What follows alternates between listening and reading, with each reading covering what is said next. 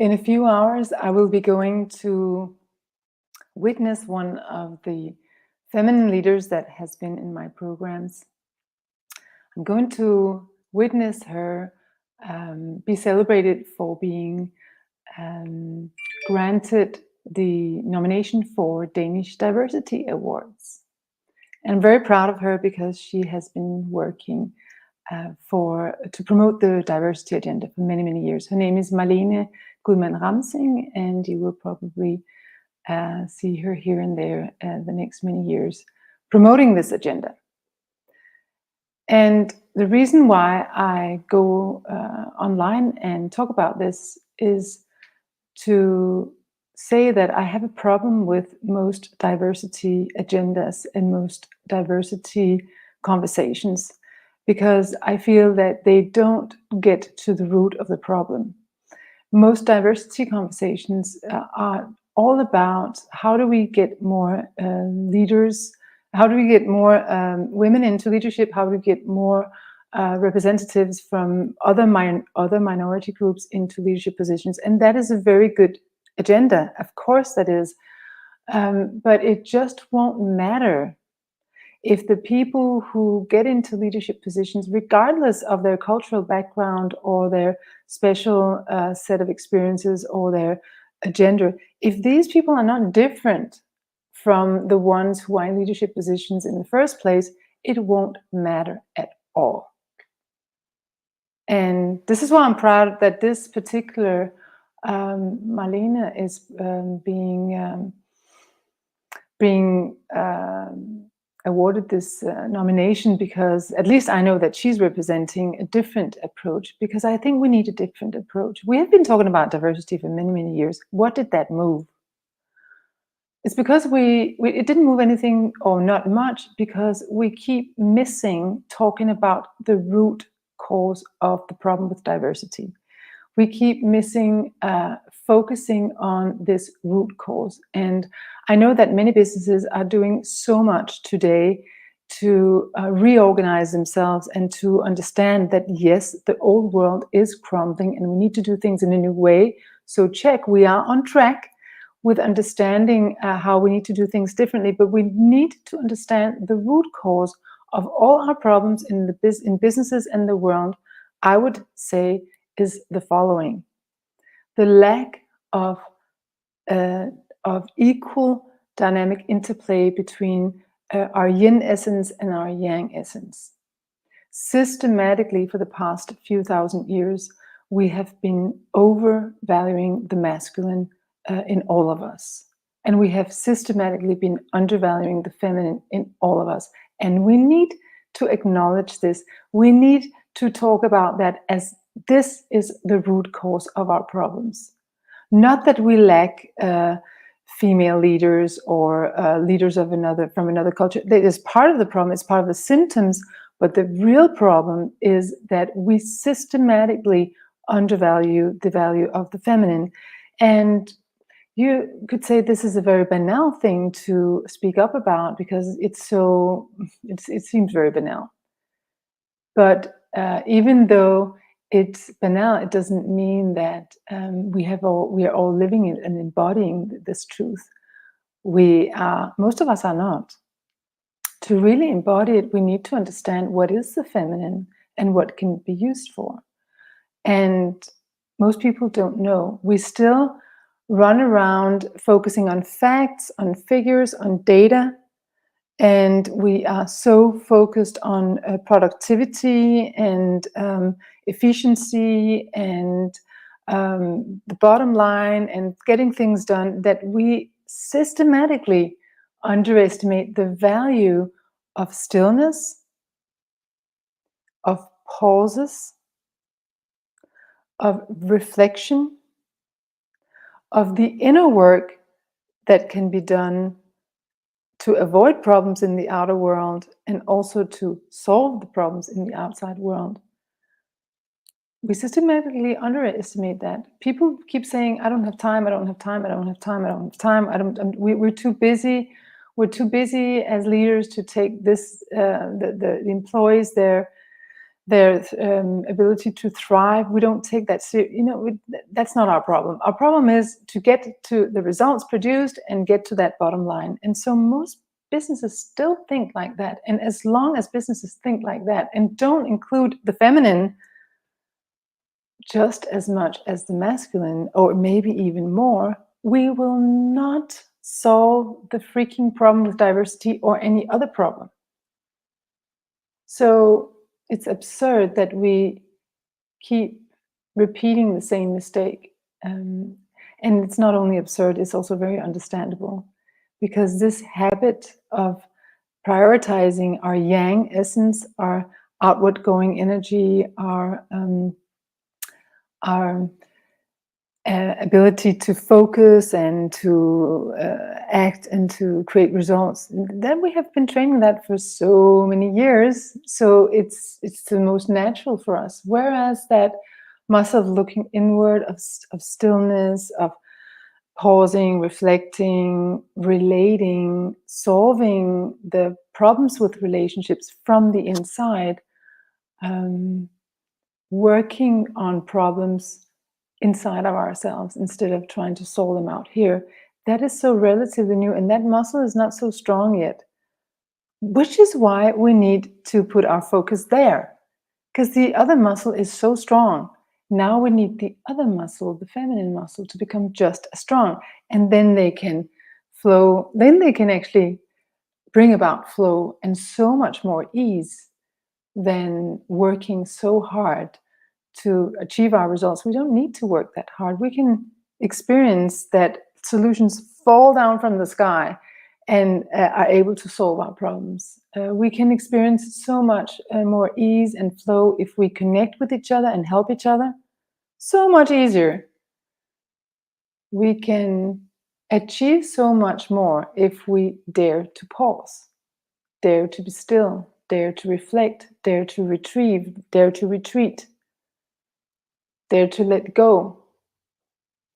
So this is the true root cause that we need to work on. And it's so great that businesses are now focused on the diversity agenda and the diversity and inclusion agenda. It's because businesses now see that this is absolutely necessary in order to keep surviving and thriving in the new era. It's absolutely necessary because the one-sided perspective cannot comprehend the level of complexity that we are facing.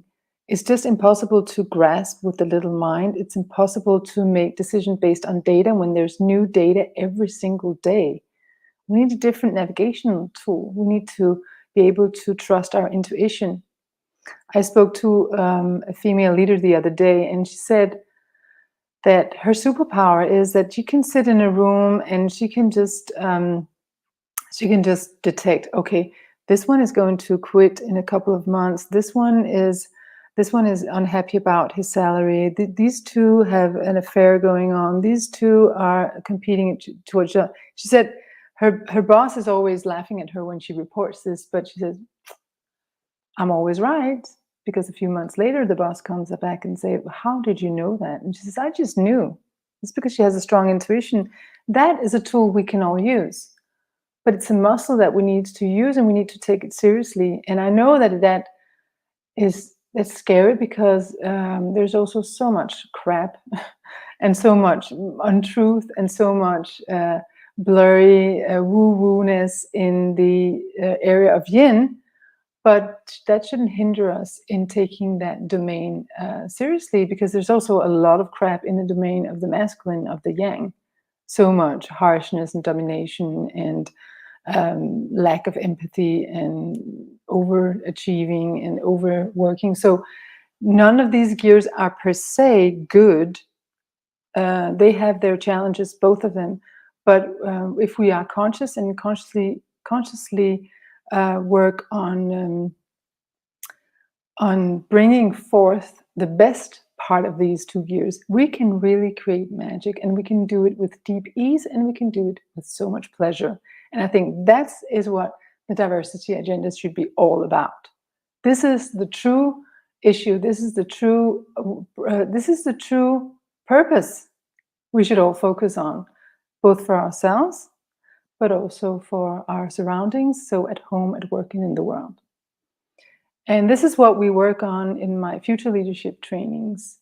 And I mention those because I now see that they have benefited at least one woman, have benefited many people. And it's so interesting to see how when we work with getting more balanced um, and upgrading our masculine and feminine gear to the healthy, mature version, so much more can happen so much faster with so much more ease and flow instead of stress and pressure. And so I mentioned that training because I can see that it really benefits not only myself, but the people who participate.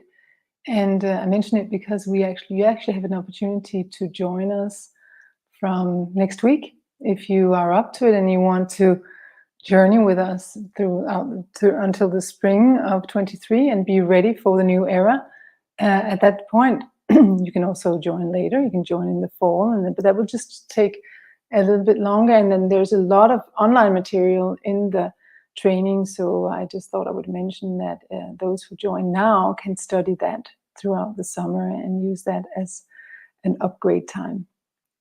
But you can join anytime. And if you don't join this training, make sure you do something to train the feminine muscle, and also to really understand what it is. It's not something you can just read about in a magazine or just join on a weekend yoga retreat. You need to actually really cultivate that muscle and do it quite systematically, because it's dormant potential that has been dormant in our system for thousands of years, and now we need to reawaken it. So it is a task that requires our attention and our awareness and our focus.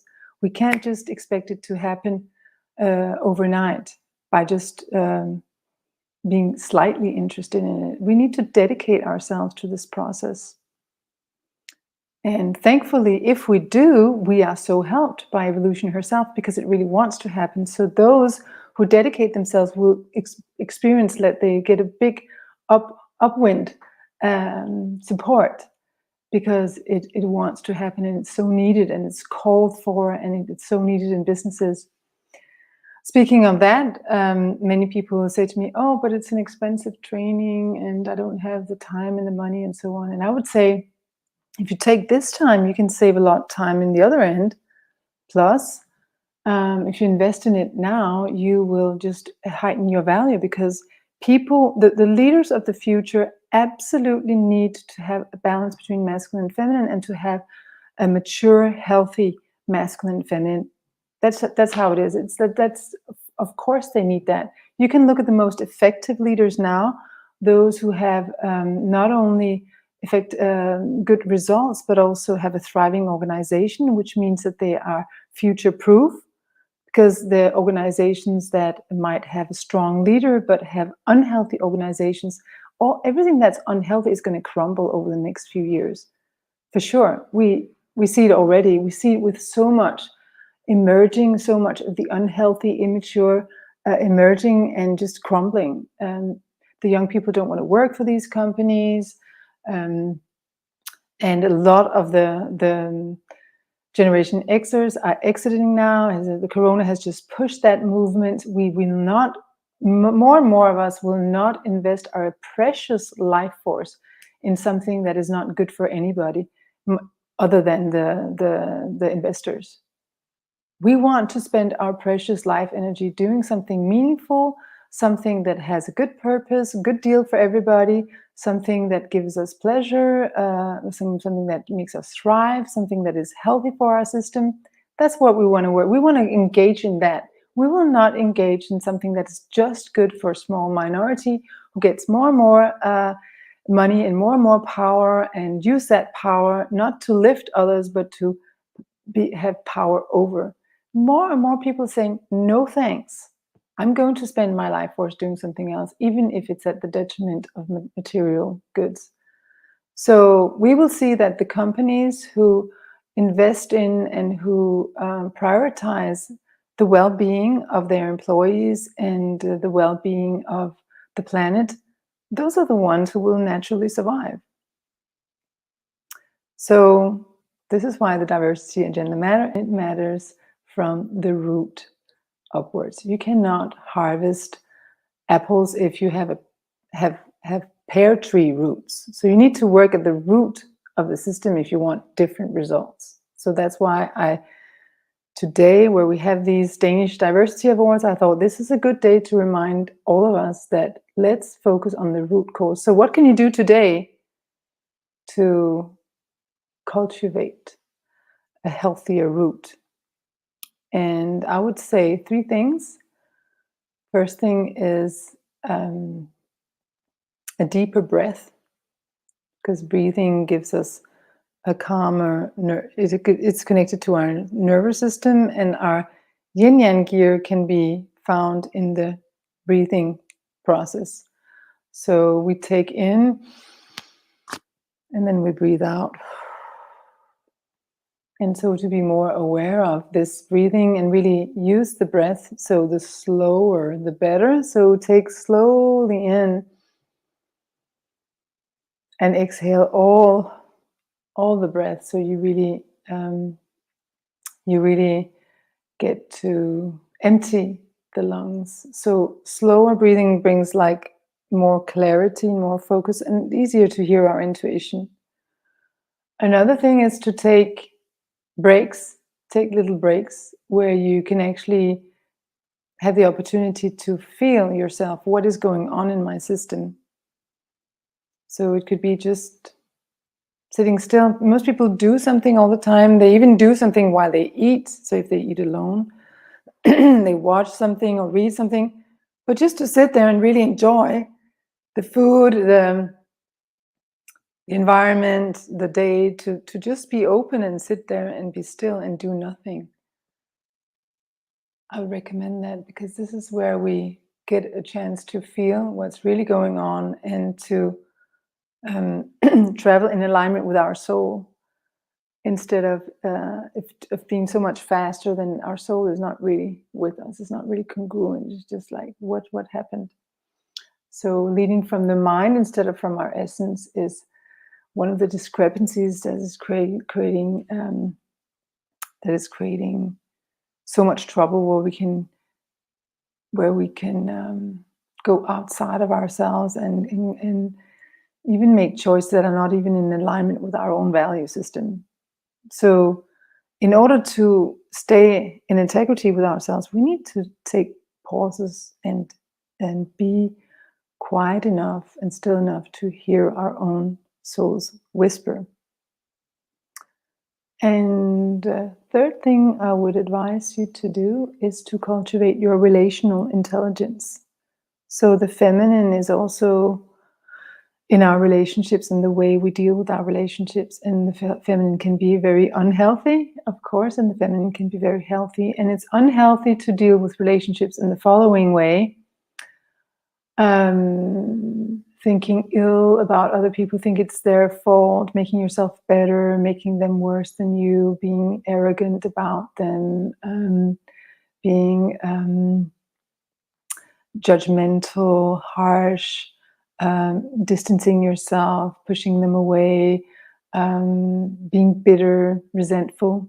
So that's the unhealthy feminine at work. And the healthy feminine, I would say, is to use your heart to connect with them, even if they're not in the same room, to feel the appreciation for them, to feel the love and appreciation, even though you don't love everything about them, to feel compassion about their shortcomings, because they are probably exercising something that you could have done many years ago, or maybe in another lifetime when you were less mature. So we are all in the same boat. We all display the same traits. Some people are more balanced and have more fortunate circumstances than others. So what we can give each other is compassion, and we can reach out and help. So who can you help today? Who can you give a call and encourage them? Who can you write a sweet little message that is uplifting? not a fake one, but where you really find something you appreciate about them, or where you really want to acknowledge something, or really want to say thank you or apologize, or otherwise connect, build that little bridge between us. So this is the three simple ways of using the true feminine, the mature feminine, and thus watering the feminine flower of humanity, so it can go strong and contribute equally with the masculine beauty and power. So if anyone is interested in hearing more about my training and figuring out if it's something that they want to participate in, I have a few opportunities. They're all free. You can join me for a workshop tomorrow at 3 o'clock, or on Tuesday in the evening at 7:30. I'll host 1-hour workshops these 2 days, where I talk about the difference between the old and the new leadership, and give you some examples and tools, and so how you can get going already. Then you can also book a free session with me. You have to hurry up a little bit, because we are starting the training next week, so you have to make a decision fast. But you can also sign up for a free consultation with me at book.kirstenstendevang.com. For now, I wish you a wonderful day with more awareness about the balance between your masculine and feminine, and hopefully also more awareness of the root cause of your problems, which could be overusing the masculine muscle and underusing the feminine muscle. So it's time to get more balanced. All right, have a wonderful day, and thank you so much for your attention.